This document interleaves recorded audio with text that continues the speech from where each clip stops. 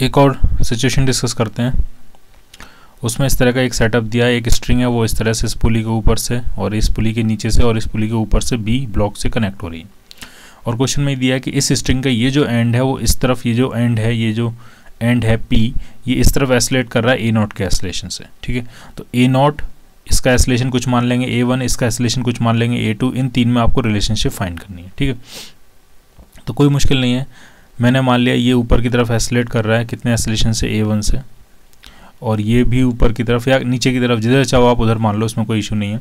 ये नीचे की तरफ एसलेट कर रहा है, मान लिया एसलेशन ए टू से। ठीक है, ए वन, ए टू और ए नॉट में आपको रिलेशनशिप फाइंड करनी है। ठीक है, तो मैं ऐसा करता हूँ कि मान लिया ये पॉइंट है, कोई पॉइंट बना लेते हैं। ठीक है, ये पॉइंट पी है।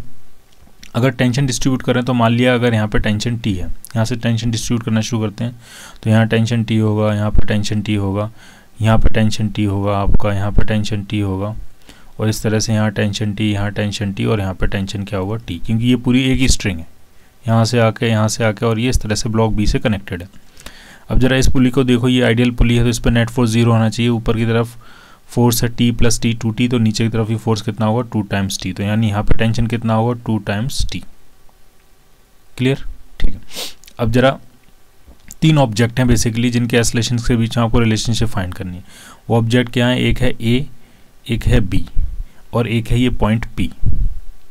ठीक, तो अगर हम लगाना शुरू करें, पॉइंट पी से शुरू करें, तो टेंशन और एसलेशन अपोजिट डायरेक्शन में क्या लगा रहे हैं, tension trick, summation T dot A is equal to 0।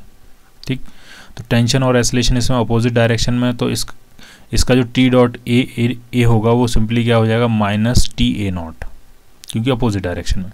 अब जरा ए वाले ब्लॉक के लिए आप देखो, इसमें टेंशन और एसलेशन सेम डायरेक्शन में, तो ये हो जाएगा प्लस 2t a1।